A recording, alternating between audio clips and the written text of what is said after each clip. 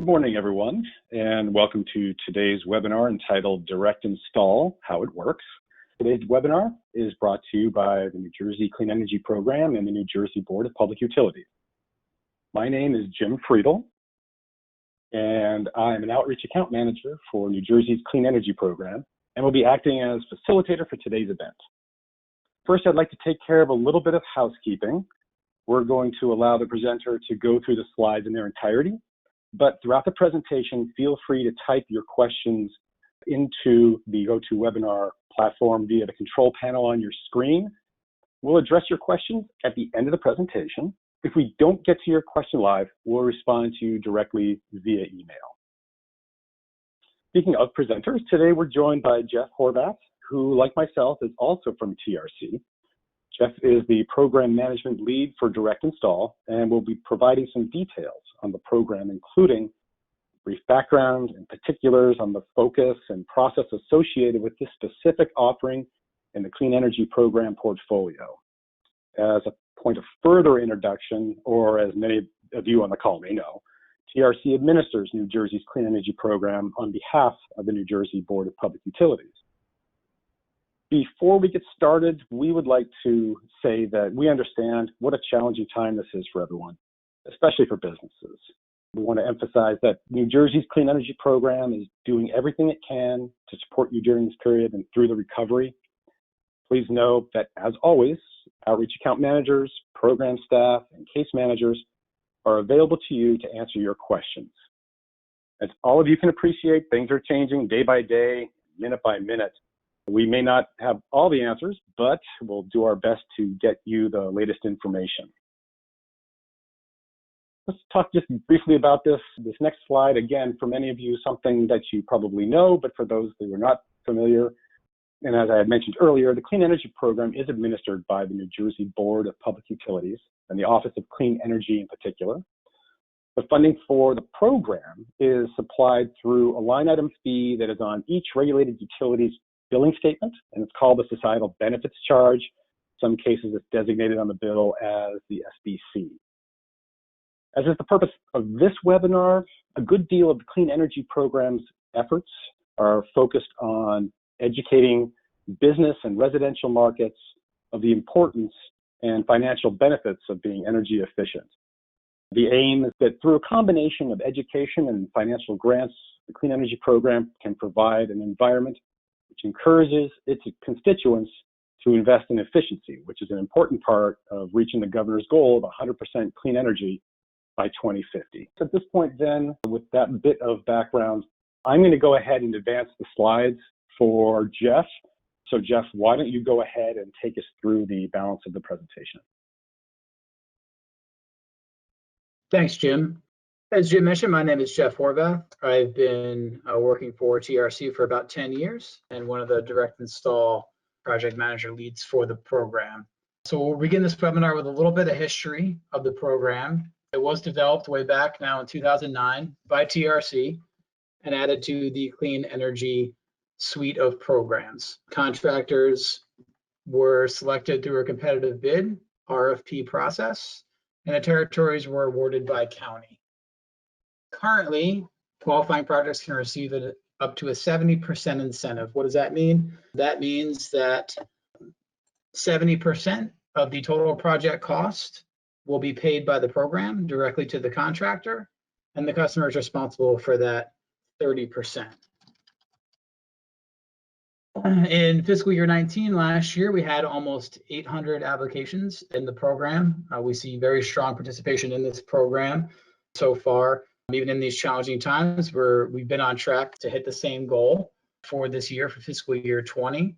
The program was rebid through a competitive RFP process again in the summer of 2016 for both installing contractors and material vendors.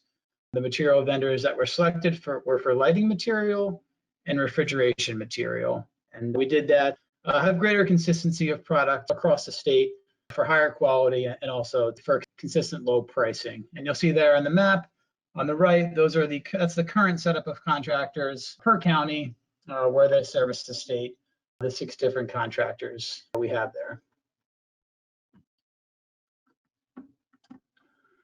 So the basics. So who is this program targeted for? Who's it for? It's for small to medium-sized commercial and industrial existing facilities who are seeking to replace that inefficient equipment.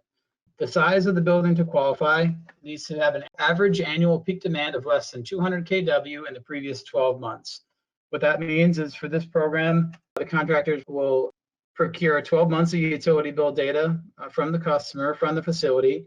Each month is going to have a kW peak demand value on there. And all those previous 12 months together, the average cannot be greater than 200. So it's targeted for those smaller to medium-sized facilities. Once that's been determined for a pre-qualification, the participating contractor will do a walkthrough assessment, identify what equipment could potentially be replaced through the program, and then guide the customer for there in terms of what will work for a scope of work and set up a project and the installation.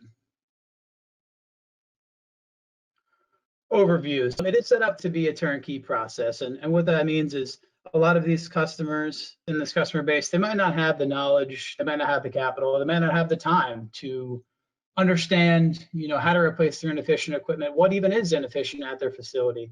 So it's set up to guide the customer in a streamlined process to pretty quickly move through assessment, approval, and installation. It had a $53 million incentive budget for fiscal year 20. And the available measures are lighting, through your LED fixtures, your LED retrofits, your LED screw-ins, lighting controls, HVAC measures, such as rooftop units, split cooling systems, furnaces, boilers, refrigeration, and water conservation measures, which includes things like faucet aerators, pipe wrap insulation, things of that nature. Again, it's targeted to those small and mid-sized commercial facilities with that peak demand less than 200 kW. And the current standard incentive is up to 70% of that total project cost. Those incentives are paid directly to the contractor, and that's a nice feature of this program is in terms of the customer side, they don't have to wait for a rebate from the state or float the project themselves 100% upfront and be strapped for capital. They're only responsible for that customer portion, which is many times just 30% of the installed cost, upfront, and then the rest will be paid to the contractor at project completion.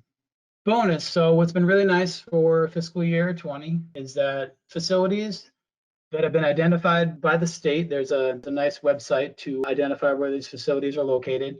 There are areas designated as urban enterprise zones, opportunity zones, or any municipality or K-12 public school is eligible to receive up to 80% of the installed cost, which is then paid directly to the contractor, and the customer is only responsible for 20%.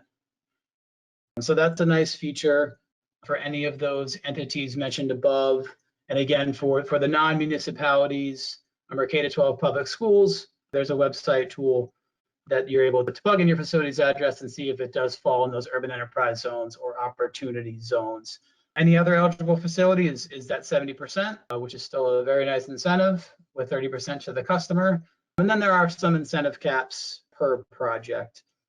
So the regular incentive cap, if you're eligible for that 70%, would be $125,000 incentive paid per project, or $250,000 per entity. And if you are eligible for those enhanced incentives, that would be $250,000 per project, or all the way up to $4 million for an entity cap for an urban enterprise zone, OZ, Muni, and K-12 public school. So there's also a nice jump there for larger entities such as munis and schools who can do multiple projects if they qualify and not have to worry about a lower incentive cap. Additional benefits. So I talked a little bit about this before. It's really set up for the customer to have a streamlined approach to energy efficiency. A lot of people are running a business or running a school or don't have time to totally understand exactly what's available for other facilities. This program is set up for the participating contractors to provide the customer with the application form, garner the utility bills, present it with a nice scope of work that lists out all the costs and incentives and go from there. and really take over a lot of that work for the customer so they can get these jobs installed and get them the equipment they need. We talked a little bit, it's a minimal cost, low upfront cost to the customer without having to wait for a rebate payment or an incentive payment back from the state. And it's a pretty fast turnaround time. The average length of the job for completion is 4 to 6 months. What we mean by that, that's if the customer gets in contact with a contractor and they come out and do the assessment, agree on a scope of work that works for both parties, send it into TRC for approval, and get the project installed and signed off to paid to complete it. We really do see that all happening in 4 to 6 months on average, which is a really nice and quick time frame. The facility gets to see ongoing annual savings year after year, which goes to the customer's bottom line. And that's all laid out as well. And utilizing the material vendors since the reopening of the program in 2016 has allowed TRC to keep the material costs down and renegotiate for better pricing. So it both delivers a quality product across the state at the lowest possible cost. Additional financing. So another avenue in this program is that customers of New Jersey Natural Gas and South Jersey Gas utility companies have additional financing options. Customers of those two utilities are eligible to finance the customer balance, the customer portion up to that 30% at 0% APR through a non-bill repayment program, or utilize a third-party financing company, but also at 0%.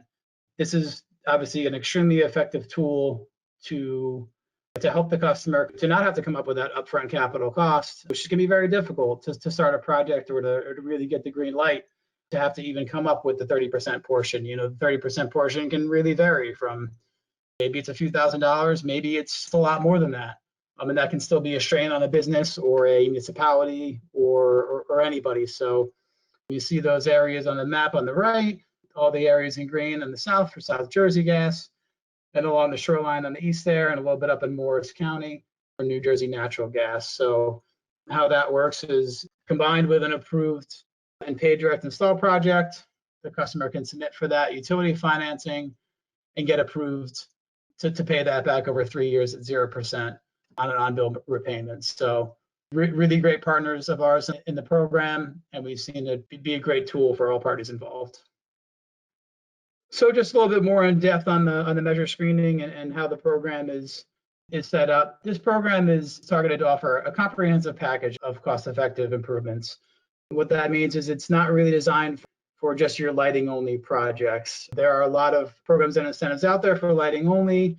Direct Install in New Jersey was designed to really help those smaller to medium-sized facilities who might not be able to replace that outdated rooftop unit on their roof or furniture split system due to how much more expensive they are, to be able to receive incentives, generous incentives to get that equipment replaced. So the energy assessment software tool that each contractor uses for each project, what they do is they go in and they'll evaluate everything possible that could be replaced through the program, and then massage that scope to find that right mix of lighting measures, which are low cost but have a lot of energy savings, and align those with HVAC measures, those more expensive HVAC measures, but allow those to screen through the tool at that 70% or even 80% clip to get those replaced. And that's how this program is set up, because a lot of times to have that capital cost, that capital upfront cost to replace that equipment can be very difficult. So it's a little bit different of a direct install program that typically we see across the country. A lot are lighting heavy. And while lighting is a very important piece, this has been a unique program in order to screen through HVAC, and done very well over the past many years. Projects are going to vary based on the facility's main use, whether it's an office, whether manufacturing, school. Based on the energy consumption and the overall energy profile of the building, we see a range of projects from just a few $1,000s for a total project cost, a small mom and pop, all the way up to a large school or an office or manufacturing building that is still under that threshold. That is, many larger rooftop units and things like that. We get a very wide range in projects in through the program.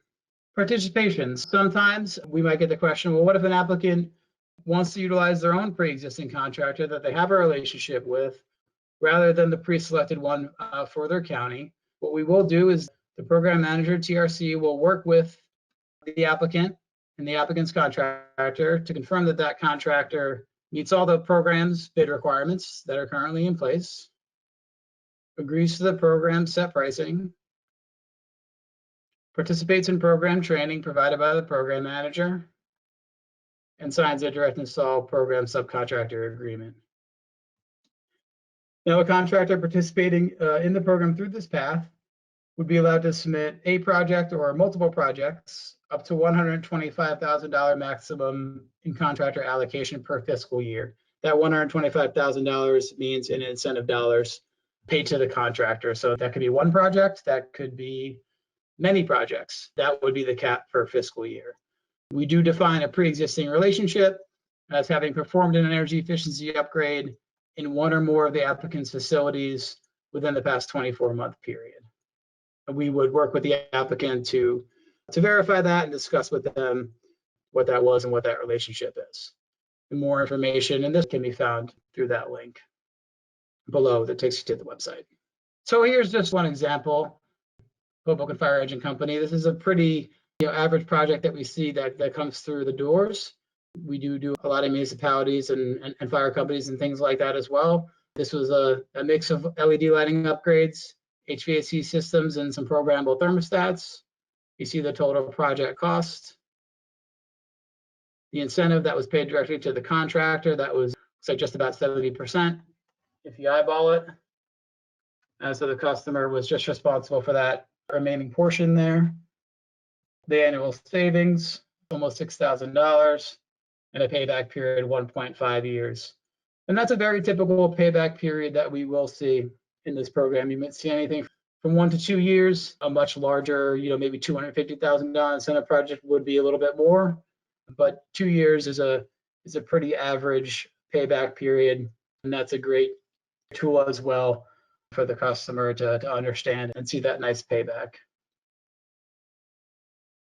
So with that concludes the direct install, little brief how it works, and I'll throw it back to Jim. Okay, thank you, Jeff. What you're seeing now on your screen is just some links to additional information and resources. You'll also notice that there is an email address, outreach@njcleanenergy.com. If you have questions that you want to take offline with Jeff directly, you can send it to that address and we'll make sure that it is forwarded to him so he can reply.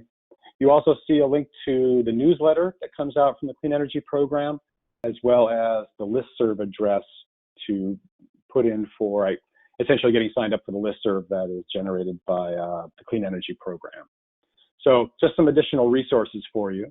At this point, we'd like to open it up for questions. We do have some questions that have come in, so I'll start with some of those, and as others come in, we'll address them. The first one, Jeff, that came in says, you mentioned that for New Jersey Natural and South Jersey Gas clients, they have an option to get the balance of the project cost financed. Does that apply if there is no gas burning equipment replaced? So I'm assuming if they don't do the furnace or something like that, or maybe one of the hot waters, do they still, is that option still open to them? Right, yeah, good question. So yes, that option is still open to them. If they are a customer of those two utilities, even if the project scope that comes together does not include any gas savings for whatever reason, because maybe the facility is electric, heat, things like that, those utilities will still finance the project, which is a really nice tool. Okay, this is an interesting one. So they reside in Vineland. They say that most of the customers do not pay into the program or the SBC. Can they still get incentives, or how does that work? Yeah, so customers of municipal electric companies, I believe there are 9 across the state. There is a separate pool of money for those that do not pay into societal benefits through this program, through the what we call SEP funds, State Energy Program federal funds, and that's doled out on a first come first served basis. So if you are a customer of Vineland or a borough of Madison Electric, or you have oil, heat, things like that, there are dollars out there that the pool starts at the beginning of the fiscal year on a first come, first served basis that you can participate in this program with that funding. Okay, let's see. The next one. Is there any way I can participate in the program and not go through all the qualification and review process the existing DI contractors went through? Right. So you saw that last slide about the utilizing a outside contractor, which may not be for everybody. Maybe for some, it may not be for everybody in terms of meeting the program's bid requirements and putting things like that together.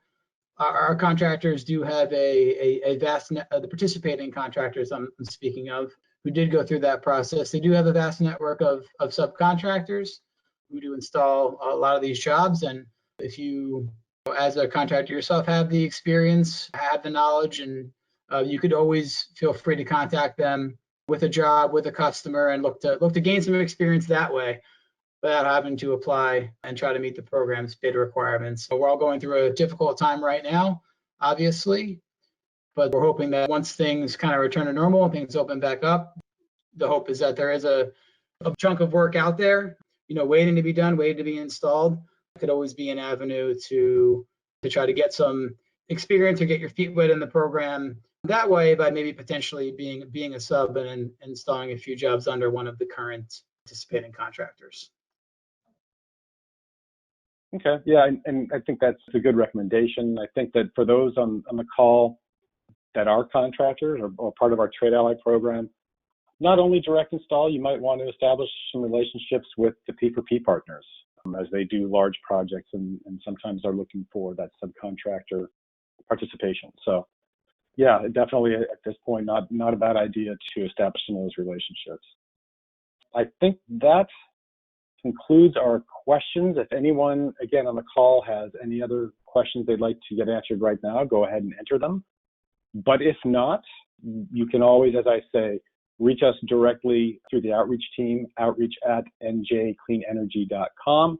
Questions for either the account managers, we have regional account managers throughout the state, or for Jeff or anyone on the direct install team, we can make sure that those questions are forwarded to them for their response. So it doesn't look like we have any other questions. So I guess at this point, I'd like to thank everyone for your time this morning and joining us on this call. We hope that it gave you a little bit of insight into how the direct install program works, possibly some ideas for you on how you might participate in the future, and just a better understanding overall of where this fits within the portfolio of programs. So again, thank you all very much, and thank you, Jeff. And that will conclude our presentation for today. Thanks. Thanks, Jim.